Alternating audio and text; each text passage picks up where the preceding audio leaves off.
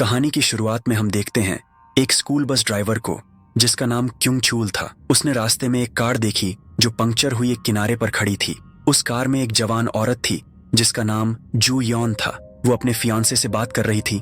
आज जू यॉन का बर्थडे भी था, पर उसका फियांसे किम जी वून कोई जरूरी काम के चलते आज उसके साथ नहीं था।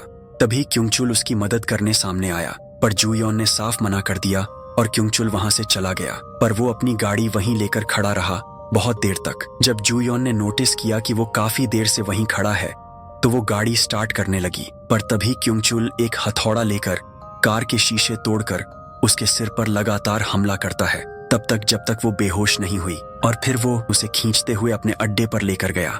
जब जू यॉन को होश आया, वो वहां की चीजें देखकर समझ गई कि उसके साथ क्या होने वाला है। जू यॉन ने अपनी जान की भीख मांगी, कहते हुए कि वो प्रेग्नेंट है। क्युंग चूल को इस बात से कोई फर्क नहीं पड़ा, क्योंकि वो एक साइकोपैथ है।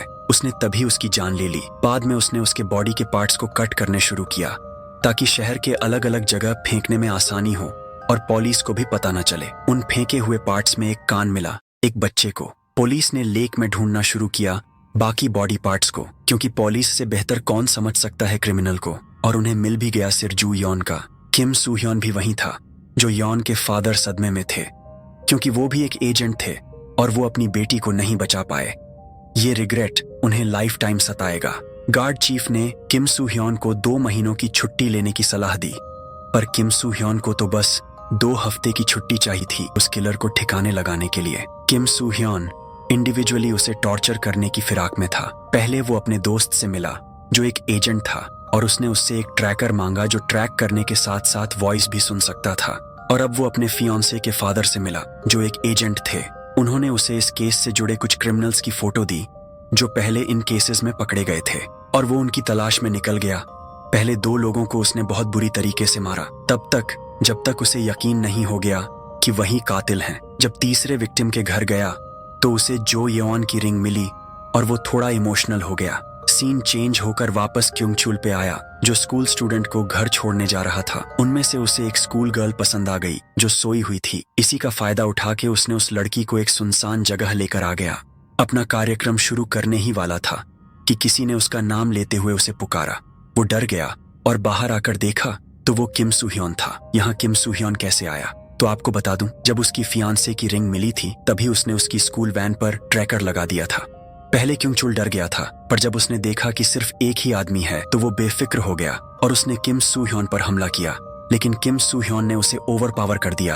एक प्लास्टिक कवर लेकर उसने क्युंग चूल के सिर को खींच के पकड़ा और एक पत्थर से उसका सिर मार मार के उसे बेहोश कर दिया। किम सू ह्योन उसे मारने ही वाला था, लेकिन उसने ऐसा नहीं किया। उसने एक कैप्सूल को क्युंग चूल के मुंह में डाल दिया और एक लिक्विड से उसे निगलने पर मजबूर किया और उसे इसी हालत में छोड़ दिया। सू ह्योन ने डिसाइड किया है कि वो किलर को पकड़ेगा और फिर छोड़ देगा, ताकि उसमें डर पैदा कर सके। यह काफी डर्टी हैरी जैसा काम है, लेकिन ये साइकोपैथ इतनी आसानी से घबराता नहीं है और वो सू ह्योन के काफी ब्रूटल टैक्टिक्स को भी अच्छे से ओवरकम कर लेता है। जब क्युंग चूल उठा, उसने अपने पास पड़े कुछ पैसे देखे जो सू ह्योन ने रखे थे। क्युंग चूल ने सू ह्योन को साइको कहते हुए वहां से चला गया। रास्ते में वो लिफ्ट मांग रहा था, क्योंकि पूरे रास्ते लंगड़ाते हुए चल रहा था और कोई भी उसे लिफ्ट नहीं दे रहा था। वह सभी को रास्ते में लिफ्ट नहीं देने के लिए कोस रहा था। तभी एक टैक्सी ड्राइवर ने कार रोक दी। टैक्सी ड्राइवर के साथ एक और बंदा था जो उसका साथी था। ये क्युंग चूल की मदद नहीं, बल्कि उसे लूटने की फिराक में लिफ्ट दी थी। कार के पीछे ये लोग पहले से ही एक लाश लेकर कहीं जा रहे थे।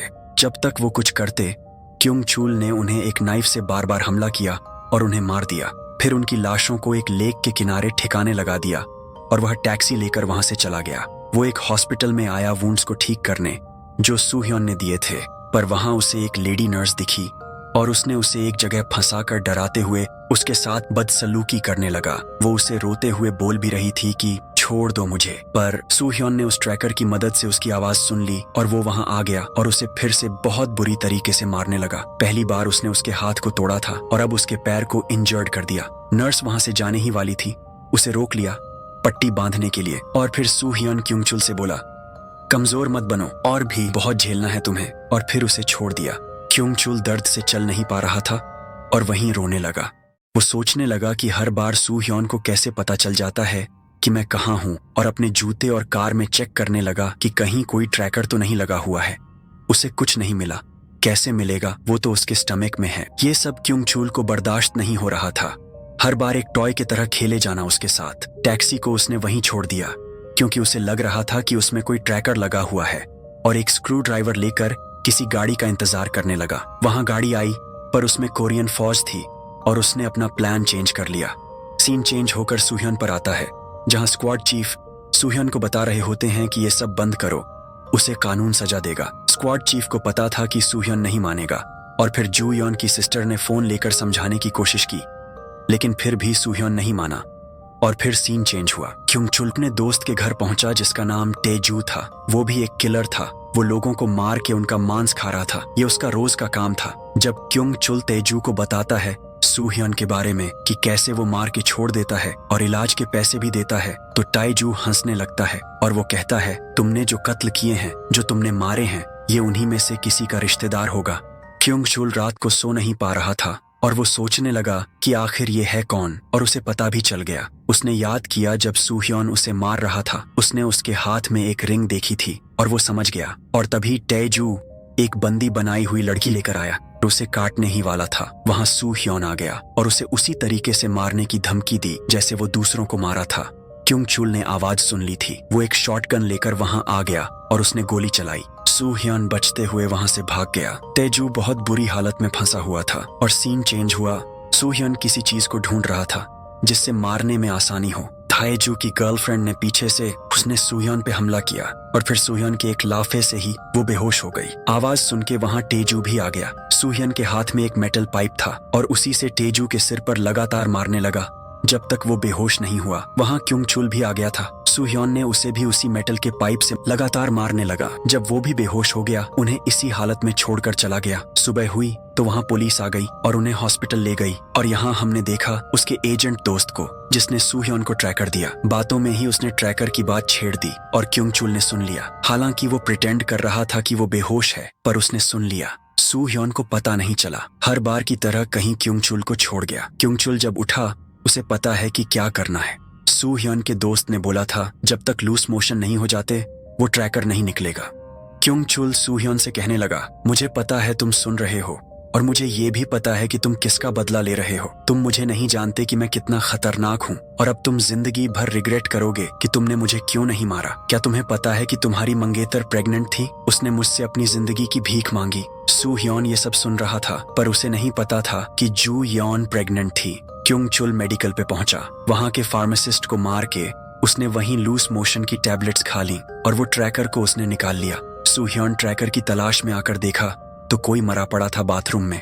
वो ट्रैकर उसी के पास था। अब कोई आइडिया नहीं था कि क्योंग चुल कहाँ है। सूह्योन उसी हॉस्पिटल में पहुंचा जहां टेजू था और उससे पूछने लगा, तुम बताओ मुझे तुम्हारे दोस्त कहाँ हैं? टेजू हंसते हुए बोला, वो हमसे भी बड़ा कमीना है। वो तुम्हारे फियांसे के फादर के घर में गया है उन्हें मारने के लिए। सूह्योन वहां से गाड़ी लेके जल्दी से निकला, पर वो पहुंचता उससे पहले ही वहां क्योंग चुल पहुंच गया था। उसने जू योन के फादर और उसकी बहन को मार दिया। सूह्योन जल्दी नहीं पहुंच सकता था तो उसने वहां के सेक्शन चीफ को इन्फॉर्म किया, और जब वो यहाँ आए तो उन्हें स्क्वाड चीफ की लाश मिली। तभी वहां सूह्योन आ गया। सेक्शन चीफ को पता था कि सूह्योन क्या कर रहा है, और अब उसकी वजह से स्क्वाड चीफ और उनकी बेटी मर चुके थे। सेक्शन चीफ ने सूह्योन को थप्पड़ मारा। सीन बदलता है। क्योंग चुल को पता है कि अब वो नहीं बचेगा। उसने सेक्शन चीफ को कॉल करके अपनी लोकेशन बता दी, इससे पहले कि सूह्योन उसे मार दे।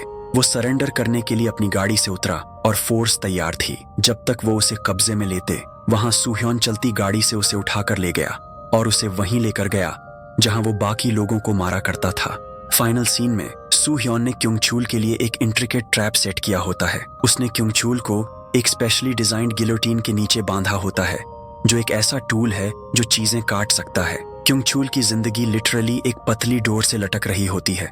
सूह्योन ने क्योंग चुल के फैमिली मेंबर्स को भी वहां बुलाया होता है, लेकिन उन्हें ये नहीं पता होता कि वो क्या देखने वाले हैं। जैसे ही वो लोग दरवाजा खोलते हैं, ट्रैप एक्टिवेट हो जाता है और गिलोटीन गिर के क्योंग चुल का सिर काट देती है। ये सीन सूह्योन के रिवेंज का क्लाइमैक्स है। उसने अपने दुश्मन को खत्म तो कर दिया, लेकिन उसे सुकून मिलने के बजाय वो गम में डूब जाता है। सीन के अंत में सूह्योन रो देता है क्योंकि रिवेंज लेने के बाद भी उसके अंदर का दुख और बढ़ गया होता है। इस सीन से ये संदेश मिलता है कि रिवेंज से कभी रिलीफ या क्लोजर नहीं मिलता, बल्कि और ज्यादा पेन और एम्प्टीनेस मिलती है।